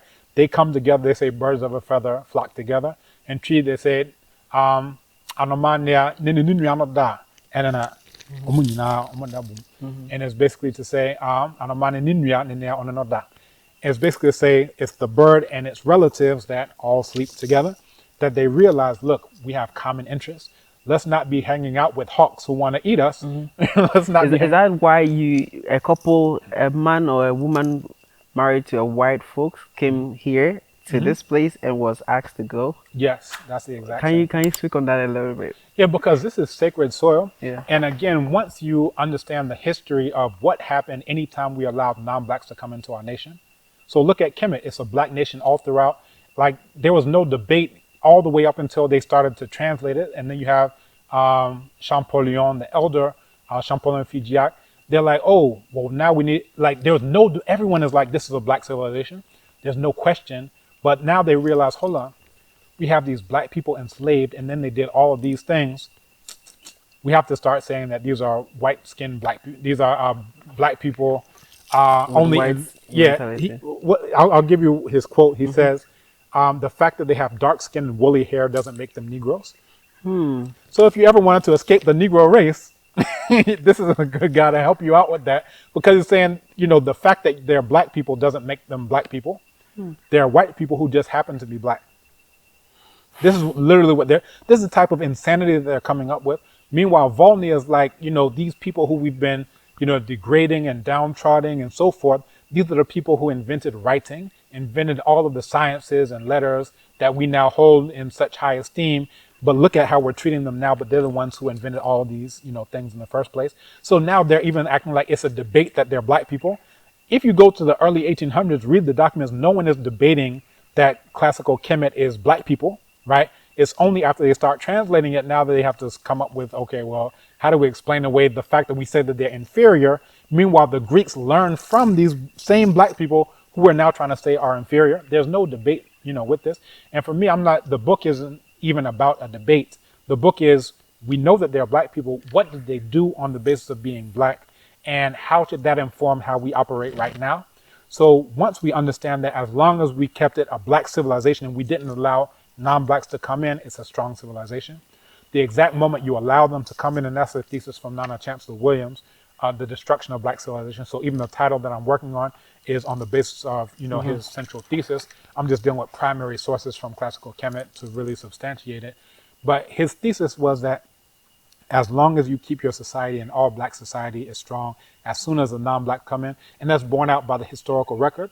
And my father, Nana Kamal Rashidi Kamban, he said that history teaches us how not to be a fool twice. So it's not saying that the ancestors who allowed them in were fools. It's to say that they didn't know that this is going to be the end result, but hindsight is 20/20.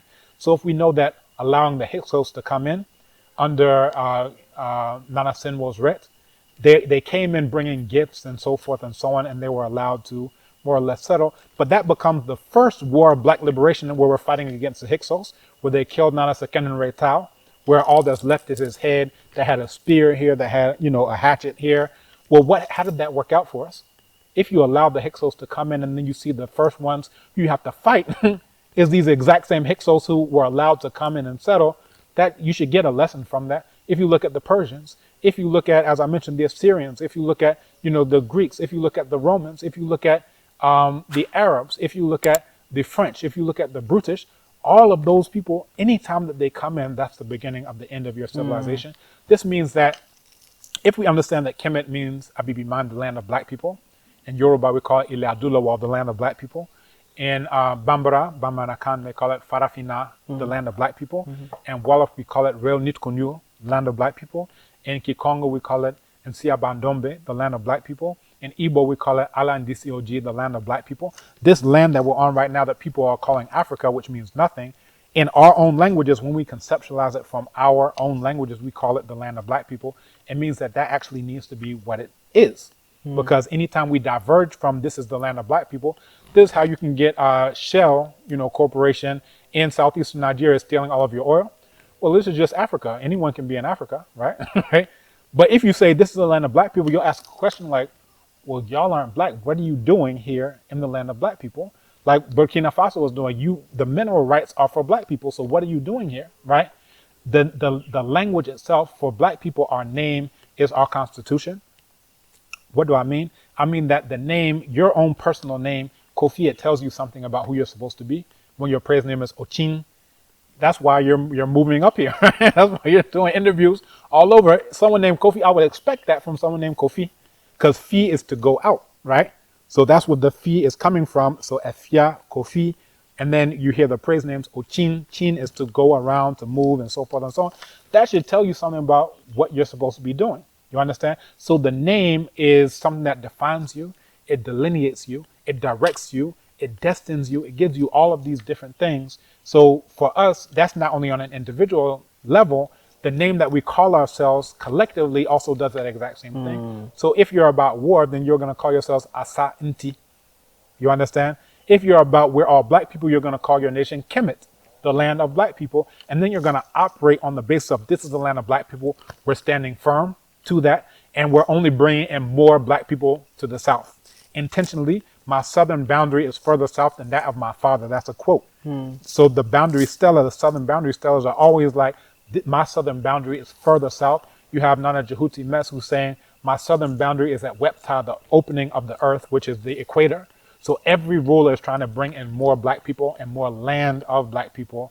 And we're also at the same time keeping out the non-blacks. And anytime they come in, we're driving them away. So we can see what happens when we allow them in. So this is why I'm doing this, because I actually know something. There are people who don't know any of these things that I'm talking about. They won't know that that's what you're supposed to do because they don't know the historical precedent of the last time that we diverged from that. That didn't work out too well for us. And if you've done something 1,000 times and it hasn't worked out well, are you going to do it 1,001? No. And it translates to, it's a fool whose sheep break loose twice. Right? So it's only a fool who allowed this to happen to them twice.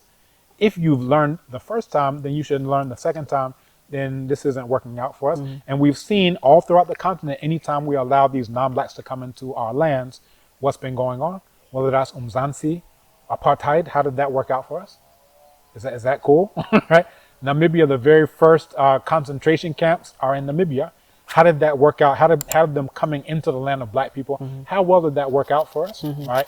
The establishment of dungeons in Alamansa, what they call Elmina, the dungeon in Ogwa. How did that work out for us? Anytime they come into the land of black people, it's not working out well for us. So we actually need to learn from history so that we're not going to be a fool twice.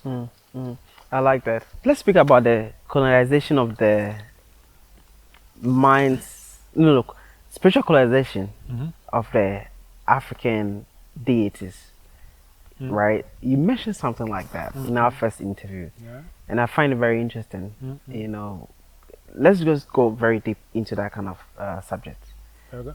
So this is something I think I mentioned in the first interview. I had just done a presentation on this, in that once you can colonize the tastes and desires of the people, now all the abosom, these are the divinities, they want the things that the people have a taste and a desire for. Whereas before that thing was even around, there's no abosom who's calling for schnapps when schnapps doesn't even exist. There's no Obosom who's calling for cigars and cigarettes and baby powder. Johnson is the baby. Like that stuff doesn't even exist. How can they even want it? But as soon as you're able to create tastes and desires in a people, now they start to say, oh, we want these things. And the Obosom is basically like, if you look at the term corporation, it comes from core, which is word for body, right? If you're looking at it etymologically, you're saying here's something that doesn't exist, but we're going to operate as though it has a body. So whether that's Apple, right? Whether that's Microsoft, whether that's, whatever, it's saying here's something that doesn't exist, but our collective contributions mentally, physically, and Baba Kamal Kamba, my father would call it terms: time, energy, resources, money, and spirit. TERMS, your terms. That when you look at all of these people who are coming together to put their terms into one concept, one idea, now it becomes something that actually exists in some way, shape, or form. So people say, well, Apple, can I go up to Apple Corporation and say, I'm touching Apple Corporation right now? No, you may be touching the building that belongs to Apple Corporation, but where does Apple Corporation exist? When I'm saying I'm giving Apple Corporation a big hug, I like your products, I'm giving you a hug, right? It doesn't exist. But it does exist in the sense that, yeah, Apple is a, $1 trillion company or whatever it is right now. So no one's going to argue with you and say, well, Apple doesn't. No, it does exist in the exact same way that the Obosom exists, right? Because you have all these people who are making sacrifices, all these people who are pouring libation, all these people who are dancing, all these people who are drumming, all these people who are getting possessed, all these people. And your collective will is really what this Obosom, is. There's a book called Come Home Komobo, which is Nana Kofi Asari Opoku, where he's interviewing Nana Kweku Mframa. And, he's going into like how he's able to heal people and so forth and so on. And, what you come to find is that all these people who are coming together are what actually gives strength to the Obosom. That's why it needs whatever it is, whether that be a libation or a sacrifice or offerings or whatever it is, because it gets stronger. The more energy, the more time we dedicate, the more energy we dedicate, the more resources we dedicate, the more material or money we dedicate, the more of our spirit that we dedicate, the stronger the Obosom becomes. So if someone says Antoine Yama, okay, yeah, this means that over time, a lot of people have dedicated a lot of energy to Nana Antoine Yama. If you say Akonedi here in Ekriapim, it means a lot of people over time have been doing fowl sacrifices and, so forth. And the same thing for the Abrofo Abosom, such as this Germanic tribal deity who you just called on, right? The more human sacrifices that this god takes, the stronger it becomes, right? So when they say we trust in God on the United Snakes currency and so forth and so on, look at the human sacrifices it takes in all the lynchings of black people. These are nothing but human sacrifices. Every single time that they have the death penalty and someone is dying, this is making their Obosom, their collective will, stronger, which is why they do it. I came across a book called Rituals of Blood by Obinfo Orlando Patterson, where he was going into exactly that the lynchings that you see are nothing but ritual sacrifices of black people to make their divinities, or they're not divine, to make their deities, stronger. And, that's what you can look at. So when you're talking about colonization of the spiritual realm, you're looking at all the people who are giving their time, their energy, their resources. And once they want cigarettes, now magically the Obosom also want cigarettes. How do we begin to turn that around and to give power to our deities rather than taking from them and giving it to some foreign deity? So one thing is, like, even the term colonization itself is colonization because it's a Latin term to describe what's going on. For us, in our worldview, we will refer to it as isfet. And isfet is all the concepts of wrongdoing, of falsehood, of evil, and so forth and so on. So when you're looking at isfet, that's what's actually happening. And usually it comes into the land of black people in the form of the non-blacks, where, you can look at what the Germans did in Namibia. You can look at what they did in Tanganyika during the Maji Maji Rebellion. You can look at what the British have done. You can look at recently Camp de Charoy. The French have finally called it a massacre, which is what it was when the black people came back from the White War. They call it the World War, called White War I and White War II. But, they were agitating to try to get the pay that they were promised by the Stench. And the Stench decided to, rather than give them their money, to just shoot them down. All these black people who had just been fighting to save them and free France and so forth, that's what they got. So, I think that if we're looking at it in terms of how can this Latin term, how can that really describe what's going on? Because if we're saying we need to get free from, all of these Eurasian enemies, these Amu as we would call it in classical Kemet, then how does using their term to describe reality help us get out from under their concept of reality? So we need to look at, all right, what we're trying to do is really to restore Ma'at. So if we look at Ma'at, there's a text, and I mentioned this a bit earlier, called The Prophecy of Neferti, and it talks about how once Amini, who comes up from the south, son of the woman of Mechen, he'll rise up, he'll take the two crowns, he'll wear the red crown and the white crown, he will take the two, powers, and once he, cuts down these Eurasians with the flame and the sword, then Ma'at will return to her seat while Isfet is driven away.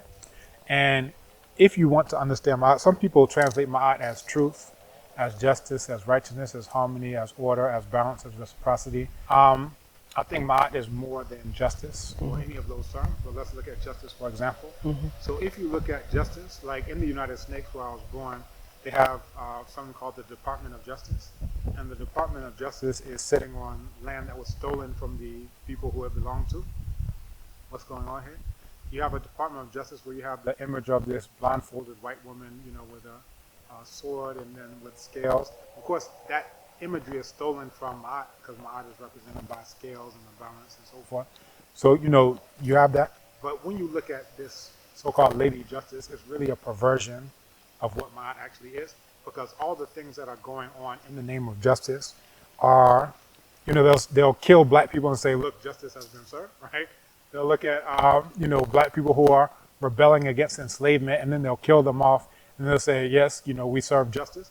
Well, that means justice is not Ma'at, right? This means that this white woman called Justice is really the enemy of Ma'at. So Ma'at is actually operating on what, is in the interest of really all of the concepts that encapsulate us as black people, whereas justice is clearly fighting on the side of the ones who put up the Department of Justice on stolen land in the first place. If they, say, oh, we're about harmony, we're about balance, we're about order and whatever, Donald Trump will say, I'm the law and order president. Look what's going on under Donald Trump. What order are you talking about? So they say, oh, Ma'at means order. It means that the thing that you're calling order is really the opposite of what Ma'at is, because that is clearly Isfet. If you look at, the Charlottesville, you look at all these different incidents, look at January 6th, look at anything that's been going on under Donald Trump, you say, if that's order, then Ma'at is the opposite of order. That, what you're calling order is, quote unquote, white people running amok. Now, in classical times, we didn't call them white people. We call ourselves black people. We call them foreigners. And that's what Amu actually refers to as a word for foreigners. Since that time, they decided, oh, look, these black people are organizing themselves on the basis of being black people. And in reaction to that, they're deciding, all right, we're going to organize ourselves on the basis of being, quote unquote, white people. This word, I've heard it before, but it was used to refer to even some of my family members. We call them Amu. Can you explain that? So the human mouth can only make so many sounds, right? So when you look at the sounds that the human mouth can make, there are labials. That's a that's a b, that's a p. The difference is where you actually have the sound of it that's linked to the semantics of it. Because you can go to Indonesia and hear a sound that sounds like that. You can go to Alaska among the Inuits. You can go anywhere and hear a sound that sounds like that, because literally the human mouth can only make so many sounds. So, somebody who's not a linguist, who's a folk etymologist will say, oh, I heard this sound, I heard that same thing in Scandinavia. It means it's the same. No, it doesn't mean that.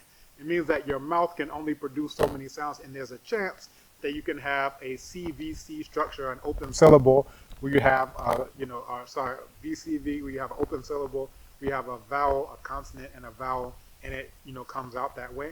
But in classical Kemet, the sound was linked to the actual word for foreigners. So the root was am, right?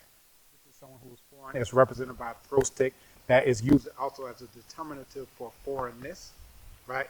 So it's not the same thing as was there, unless it's actually can be proven through what is referred to as, comparative linguistics, using the comparative method, that you can actually show that these sounds are the way that they are because it's actually directly descended. It has the same sound value, the same phonetic value, the same, phonemic value, and it also has the same semantic value as it was then. And you can actually trace, where it is. Otherwise, this word looks like that word. And when people just run away with this word looks like that word, that's really folk etymology. You have people who, get online on YouTube or whatever and say, oh, I'm a linguist. This word looks like that word. I'm done. No, you're not done. You haven't even gotten started. So you actually have to go into systematically showing across the entire lexicon how this sound or this class of sounds really changes to that class of sounds that stops become fricatives or whatever is going on in the language. So it's deeper than just this word looks like that word. Anytime I speak to you, I really feel like we can speak for the whole day. We are almost at the end of this conversation. If you do have any final messages, final words to the people watching, what would that be? So for her, life is a cycle, as our ancestors of classical Kemet said. And we started off talking about citizenship, talking about repatriation. There are those who may wonder how they can actually give a talk last weekend, and it was called the United Snakes Selection. They call it an election. It's really a selection by the Electoral College and escaping the clutches of Donald Trump, right? And there are a lot of people who would like to escape the clutches of Donald Trump. They're wondering, how can I get out from under here? They're feeling anxiety. My mother, as I mentioned, is a world-renowned psychologist. She's actually going to give a talk on Abibitumi.com about, the anxiety that people are feeling with Donald Trump coming in. He's going to pardon all these, people who ransacked the Capitol and killed black people and whatever. But there's a safe haven where you can come to, where you can actually live, not like a second-class citizen, but you can actually be a citizen. And, with repatriatetoghana.com, the short URL is r2gh.com. You can actually have people who are experienced, who are experts in assisting people with citizenship. Like I said, even though all 524 are literally coming from an initiative we started back in 2015, 2016, personally, I was responsible for 13 of my class getting citizenship. That's 13 out of 13. That's 100% ratio. So that means if you're a client of mine, you stand a very good chance of getting your citizenship because we were able to do that.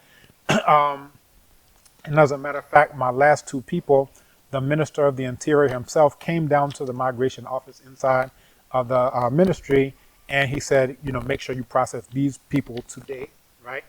Now, the director, I won't mention people's names, but the director, he was like, the minister never comes into this office. He never comes here. But it just showed you how important it was that, and I mentioned that one of them was the President General of the UNIA.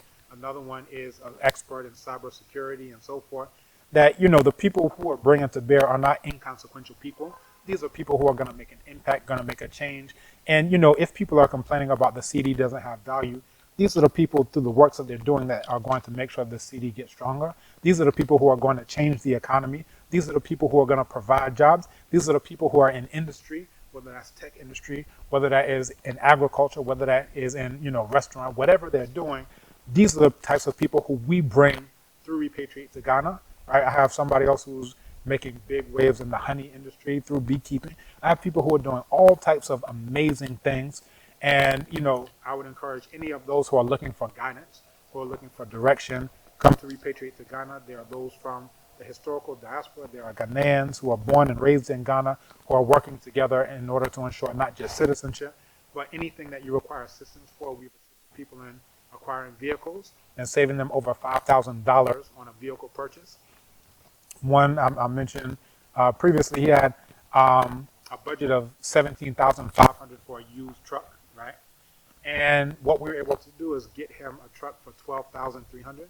I said, if you just found any random Ghanaian, not to say, there aren't any ones who have character, but, any random person you find, you tell them your budget is $17,500, they'll find you that $12,000 vehicle to say, yeah, just send the $17,500, buddy. It is not just in Ghana. This is just how people are. But, in my case, as someone who is a professor, as someone who is an installed traditional ruler, as someone who, I don't have school fees. I homeschool my children.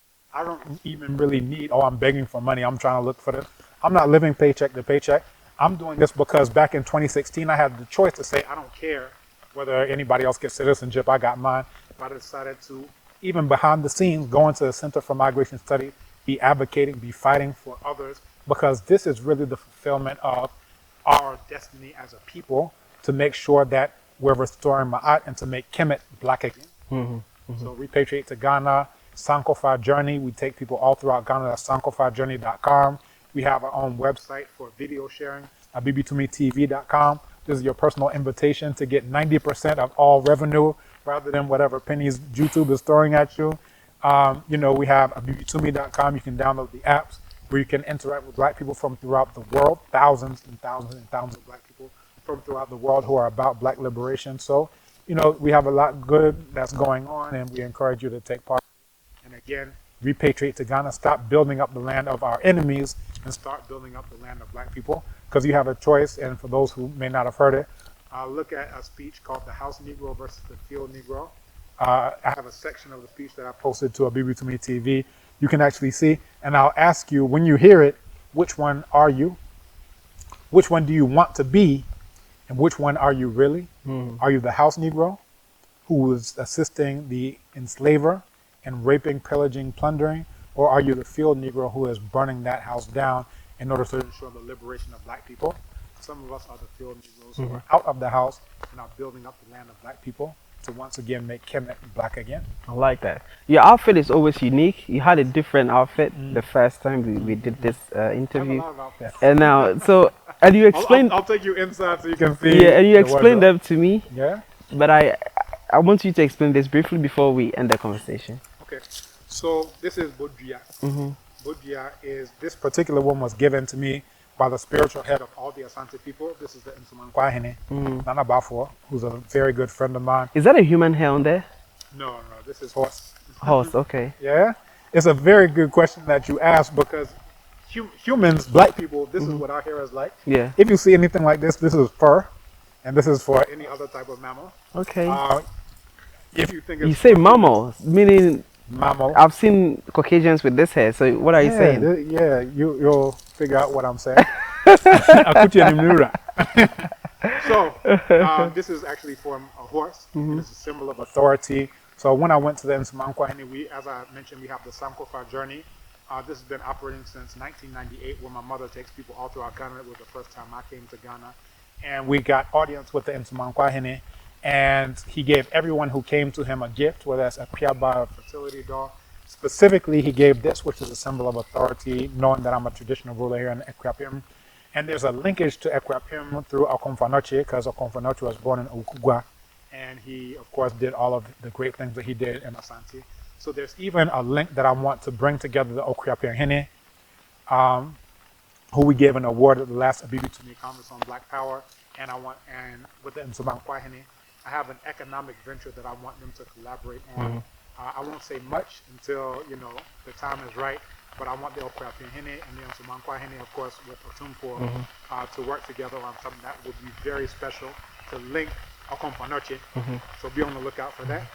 This is Sankofa. So if you know what Sankofa Yenchi, but if you forget and you go back and take it, it's not taboo. And this is also, you mentioned that you saw the video I did with Wadimaya. He was trying to take me for all of my jewelry, and I told him, hey, you may not survive if you try that. This is actually a bag that I got in Brazil out of Jaguar.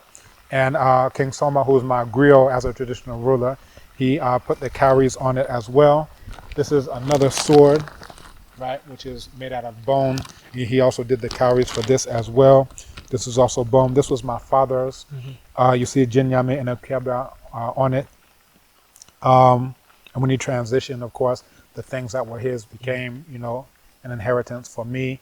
This is cloth that I got in Ibadan, and I got it sewed here in Ghana.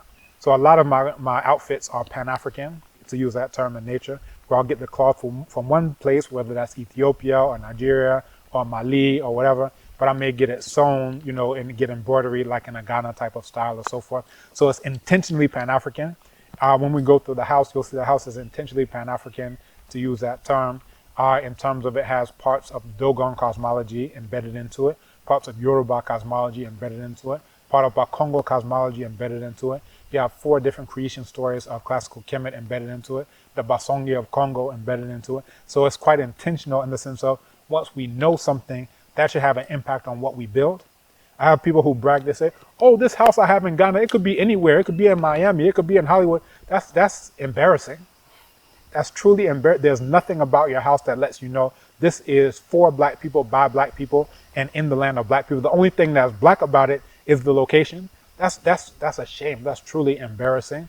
But for us, once we know about the building styles and structures and cosmologies of our people, that should have an impact on the types of structures that we build architecturally. What we know should have an impact on what we do economically. What we know should have an impact on what we do educationally, in terms of fashion, in terms of clothes, in terms of all of these types of things. So as I always mention, the sandals that I'm wearing have Sankofa. Again, the other type of Sankofa. So they have two symbols for Sankofa. Yeah, so this is one, the bird with the head turned. And then this is one, actually, Baba Anthony Browder, a noted chematologist, to use that term. At the Abibitumi conference, he spoke and he actually showed how they found this type of Sankofa in an excavation of ruins going back thousands and thousands of years. So this same Sankofa was there. You can find it on pottery. You can find it in other places. And it's really profound in terms of actually. So it's not new. It's not new. It's not new. Now, you know, for us, if we're going to go back, we'd have to see, all right, did it have the same meaning at that time and so forth and so on, with any proverbs associated with it? So, you know, it's a place for research. And when you find those types of correlations, it's not the end of your research. It's really the beginning of very, very beautiful research questions and studies that you can do in order to find not just where it came from, but what it meant to the people there and so forth and so on. Yeah, so that's a little bit of what I'm wearing. I like to wear things that are, you know, more natural. So the ring I'm wearing is wood, has bone. This too is horn, right? This is coral, which is found in the ocean, wood, bone, so forth. So that's how I roll. I like that. They call it drip.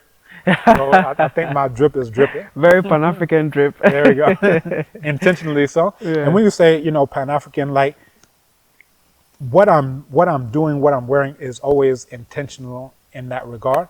So it's not, oh, you're wearing Ghanaian clothes. No, it's not supposed to be the fragments that were worked out at the Berlin conference. Oh, you're wearing Nigerian. No, it's not supposed to be that. I'm not doing, all right, I'm stuck. There's a proverb that says, a cow grazes where it is tied. So as long as I'm wearing Nigerian clothes, it means you're a cow. You are tied in this little fragment that they call Nigeria, and that's who you are. But once you understand what Kemet means, then you understand, hold up, at one point in time, we saw that we're all black people and we operated on that. We can do that once again in our best interests. I like that. Show me around the house. All right, definitely. We'll do that next. I love that. Thank you. All right.